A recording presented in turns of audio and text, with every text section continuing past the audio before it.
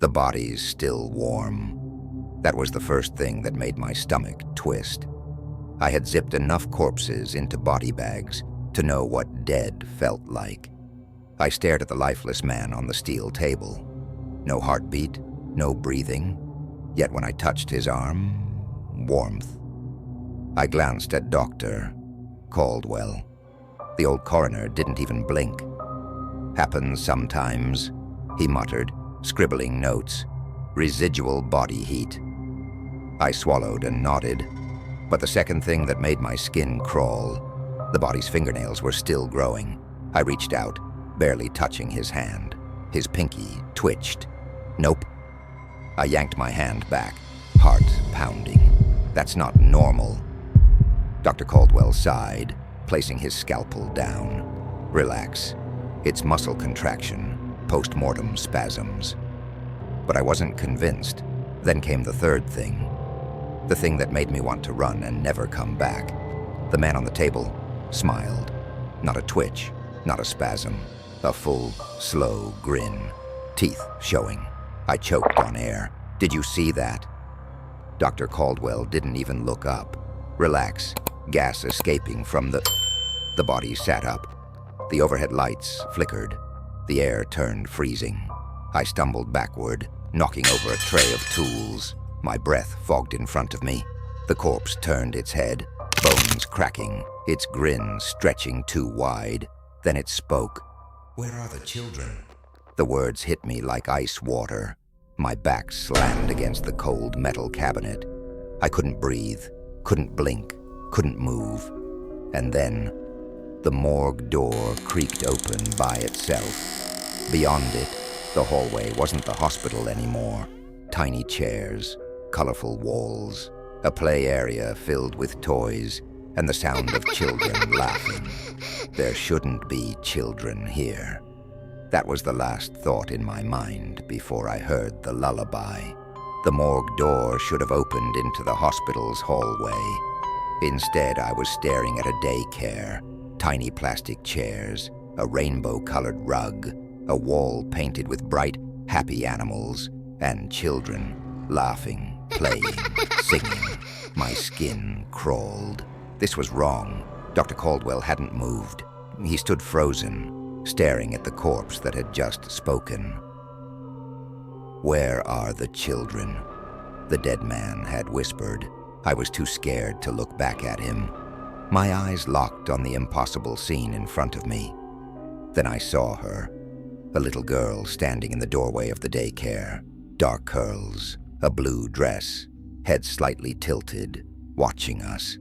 She smiled. "You're not supposed to be here yet," she said. I blinked. My pulse thundered. I turned to Dr. Caldwell, expecting him to say something, anything, but he was gone. My throat tightened. Number. He was just here. I turned back to the little girl. She was closer. "He left because he's awake now," she said sweetly. My skin went ice cold. Awake? A hand gripped my wrist. Cold, unmoving. I spun around. The corpse had grabbed me. His lips didn't move, but I heard his voice. "You shouldn't have opened the door." The lights flickered. The air shivered like heat waves distorting reality. And suddenly the daycare was wrong. The bright colors faded. The walls peeled. The laughter warped into whispers. The children stood perfectly still, all staring at me. The girl in the blue dress tilted her head again. "Now you have to stay." The corpse's grip tightened. I couldn't breathe. Then, the lullaby. Software. Slow. Humming through the air. I turned toward the sound. The children were singing. One by one, they covered their eyes, and the dead man whispered in my ear, "If they can't see you, she can. If they can't see you, she can." That was the last thing the dead man whispered before he let go. I stumbled back, my breath ragged. The room was changing. The bright daycare colors peeled away like rotten wallpaper, revealing something older beneath. The walls, cracked wood, the floor, warped and stained. The children stood motionless, eyes covered, whispering a song I didn't recognize. Then from the farthest corner of the room, I heard it. A soft, shuffling step. I froze, my heart hammered against my ribs. The dead man was still watching me. His lips barely moved, but his voice coiled in my ear. You need to hide. I turned toward the darkest corner of the room. The shadows seemed too deep, like something was waiting. Then a figure emerged. A woman. Her face was too long, too stretched. Her mouth didn't move the way mouths should. Too wide, too eager. Her voice sang the lullaby, slow, sweet, rotten. I staggered back, my hands slamming against the nearest child. He collapsed like a doll.